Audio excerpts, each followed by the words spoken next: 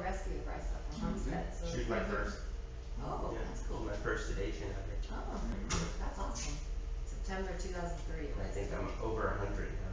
110, 120 big cats. That you've done procedures on, or Mhm. rescue, yeah. She was the very first cat you did a procedure? Was there a clause then too? No, it was, I sedated her on the rescue. Oh, okay, She wouldn't I come gotcha. over.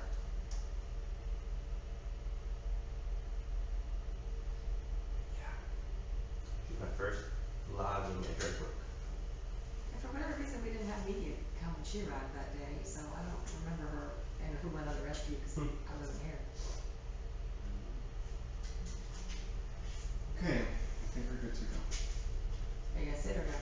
I'll No. leave this there. Come on, just sit.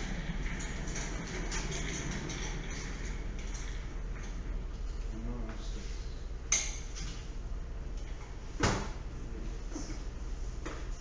thanks for having us. It's a pleasure to see you work. Can you start by telling me your name and spelling that out? My name is Dr. Justin Borstein, Justin Boorstein.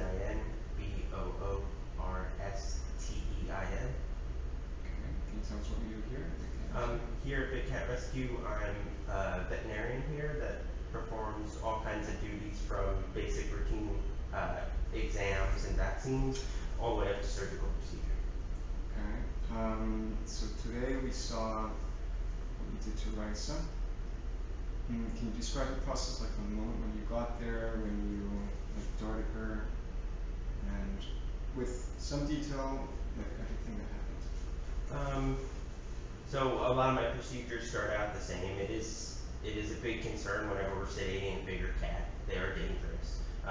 But also in Rice's case, she's 22, so she's very elderly, and that also has to be taken into consideration with the drug protocol used. So I try and dose them as light as possible.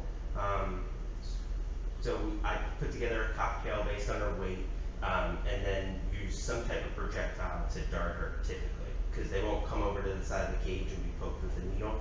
You kind of have to figure a way out to get that drug into them. And oral medications don't tend to work very well. So,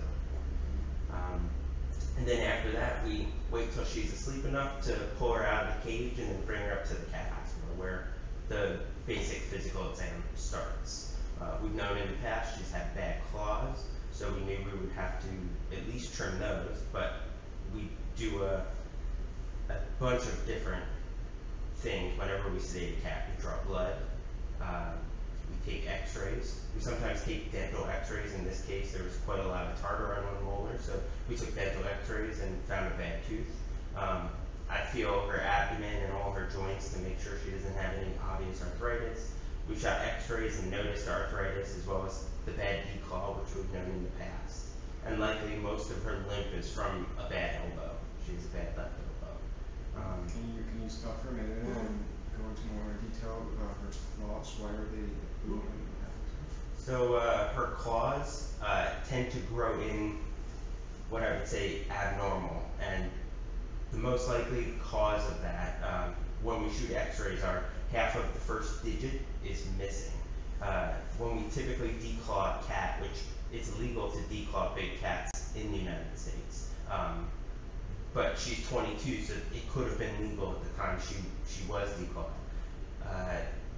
We take the whole first digit, so that's kind of like the whole front part of your finger, including the nail. Whoever declawed her only took half of that, and so that runs the risk of claws growing back abnormal, sometimes into the skin, and can cause lots of issues. Okay, then today you sort of trimmed her claws. Today we trimmed their claws as best as we could. Luckily, she's lucky and none of them tend to shoot right into her pad, but probably some of them are uncomfortable to walk on because they do go underneath her pad. So she still is walking on the nail, where typically with a cat they retract above, and so she shouldn't be walking on her nail. After that, what did you do to her? Wait, After that, what did you do to her? after that, we continued with the dental x-rays and we found a bad tooth, something called a resorbing lesion, which basically means the tooth is starting to kind of resorb into normal bone, and that can be painful. So I performed a dental extraction. So I cut the gums, I then burred away bone and sectioned the tooth to make it easier to remove because it is a large tooth. How did you notice it was damaged or? The main reason I noticed it was damaged was looking at her teeth. She had tartar on some of her teeth, which isn't abnormal for an older animal, but the tartar was much more heavy on the side with the bad tooth, and the other side it was much lighter. So to me, when there's abnormal tartar on the same teeth, on each side of the mouth, then I'm thinking that cat might not be chewing on one side of the mouth. In this case, it was confirmed with an X-ray. Okay, can you tell us a little bit more about her story, like how old she is, compared to normal cats that would be in the wild? Like a little bit about her. Yeah, Riza is 22 years old, which is extremely old for a cougar. Probably in the wild, it'd be closer to 10 to 12 years old. And in many zoos and other sanctuaries, probably 15 to 20. So once they hit 20, they're extremely old. We actually had a cougar here that was 29, which is very, very old. I typically say they live around the same length as domestic cats, but lately I've been finding a lot of them living well into their 20s, which is pretty phenomenal. But they are old, so they get around slower. They require special treatment, people cutting up their food and things like that. She came from a facility south of us. The owner had a sanctuary, and unfortunately he got sick. I believe he had a brain tumor, and he no longer could take care of his cats. And so we came in because, like many sanctuaries, it's like if you owned animals. Once you get sick, where do your animals go? Well, they could go to a rescue, but there isn't many rescues for big cats, so that's a big problem. You can't just call the local humane society and say, come pick up my cougar. So these have to be placed into specific sanctuaries around the country. And so we could go there and rescue her, and she didn't really want to move into the cage, so I ended up having to guard her in her enclosure. And do you know anything about her before that sanctuary? I do know that while she was at the sanctuary, based on their previous Facebook posts, that they did routinely trim her claws as well. So unfortunately, they knew there was an issue, and I don't think we know who declawed her. I don't think we know that if that sanctuary declawed her. A lot of places end up with cats get moved from sanctuary to sanctuary. So. Where was she before the sanctuary? Do you know? I don't think we know where She was owned by a drug dealer in New York. She was. Okay. So Jane probably. She wasn't declawed at Homestead. No, she wasn't. Yeah. I didn't think so. Okay. What else can? So how do you feel about the work that Big Cat Rescue does? How long have you been working here? I've been at Big Cat Rescue for probably 11 years now. I started as a keeper, and then I went to vet school, and now I'm back as a veterinarian. And I think the work we do here is incredibly important, and it's not just for the individual cats. I think there are a multitude of things that we do here that are very important. One is legislation. So it's nice to save 1, 10, 15 cats, but it's a lot. It makes much more of an impact if you legislate to ban, just say, the private ownership of big cats as pets, and save thousands that are going to live in squalor and small cages and not taken care of. So that's a very important aspect of here, as well as we do rehab and release of bobcats, and that's probably the thing I like the most, because I can fix a broken animal and then we can let it go into the wild, which I love all the cats here, and we do a great job of taking care of them, but I don't want to see them in cages and enclosures. I'd rather see them in the wild, and unfortunately that's not the case when they're bred in captivity. They're bred to be kept in an enclosure the rest of their life. What are some of the most typical and also the major cases of cats that you have had here in your experience? Like veterinary wise? Veterinary, yeah.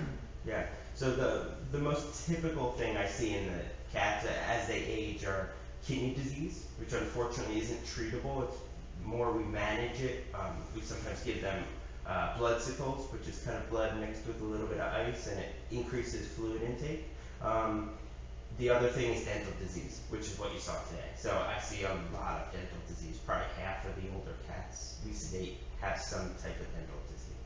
And in terms of the general condition of cats, I mean, there's around 80 cats here. Mm-hmm. Most of them come because they were pets or because they were in food, or where did they come from? They used to always come as pets, and unfortunately now I feel like the change we're seeing is there's a lot more sanctuaries that are even failing. And so these are facilities that rescue pets, and then they have too many and they can't take care of them. And unfortunately, it can be very expensive. You know, to take an animal like this to a vet and do what we did today is thousands of dollars. You know, and luckily we have a lot of amazing donors that donated this hospital, and we can do everything for a ton cheaper and do it quickly and safely on property. So we're very lucky. Okay, and in terms of major issues related to cats, what would you say they are? Do you mean the ones that come from the facilities? Yeah, I mean, for people to know, because outside of the sanctuary, cats are suffering anyone's from hunting, from people wanting them to be their pets. And talk about breeding too. Yeah, and so I'd say right now probably the biggest issue we're dealing with are them as pets and being used as props. So a very common thing is you can get your picture taken with a tiger, and they charge money for that. So they have to continuously breed tigers so they have small cubs in order to take the pictures with. And so these cubs, once they grow too big, they're no longer used, and they end up in a sanctuary or another zoo, and they just continuously breed. And so this is producing hundreds, if not thousands, of cats that end up in sanctuaries and places that are all over the country right now. So that's probably the biggest issue we have right now. Okay. There aren't enough accredited sanctuaries. Yeah, and so that's a big difference. You know, not every sanctuary is a true sanctuary. There's lots of sanctuaries that call themselves sanctuaries, but I'd say the major things you need to do to be a true sanctuary is you don't breed, you don't buy, you don't sell, and you don't interact. So you don't play with it. And so if you do those things, you're typically a good sanctuary, because all those things are exploiting the cat. You know, and even interacting with them, that's putting your sanctuary and all those cats in jeopardy. You know, if someone got killed out here petting a tiger, that could be the end of big cat. And so you need to be responsible if you're saving cats, and you shouldn't be playing with them and letting people interact with them. Okay, and now, how do you feel about cats in general? Do you have, I mean, if you're a veterinarian, if you've been here for 11 years, it's probably because you love them. Talk a little bit about that. I definitely like cats. I've always been kind of a dog person, I guess you could say, but I kind of fell into this, and I really enjoy getting to help out here. There aren't many veterinarians that get to work with big cats, and especially with the number that I work with, we typically here sedate around probably 70 to 80 plus a year, which is definitely more than even if you were a zoo veterinarian. You might have 10 or 15 in your collection. So, according to big cats, I get a lot of experience with big cats. Mm-hmm. So how do you feel about them? I like them, you know, I just would rather them be in the wild. So, definitely a contrasting view for me working with them in enclosures. But I think the more I see and the more situations I get put in, especially on rescues, when I go to a rescue and I see a cat that's living in a space half the size of this hospital with 2 tigers, and they're not cleaned and there's poop everywhere, and they haven't been fed in weeks sometimes, and sometimes they don't even have access to water, and there isn't anything that lawmakers can do with that. These people don't even get a fine half the time. And so it's really unfortunate to see that, you know, in a lot of states, like here in Florida, you know, you could not feed a dog and get in trouble and get a fine, but if you don't feed a tiger, you're not really going to get in trouble. So. Mm-hmm. How about a general message?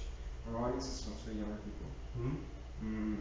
What do you think young people should be thinking about when it comes to wildlife, to cats, to... I'd say the way that you should be thinking of it is, the most important thing younger generations can do is definitely don't buy into those pay and play schemes. So where you can get a picture with a tiger or a lion cub, because you're supporting facilities that are just constantly breeding, you know, and so we should be supporting wild animals and helping save land in the wild. And unfortunately, by taking a picture with a big cat, you are actually supporting them in cages and ending up in bad situations.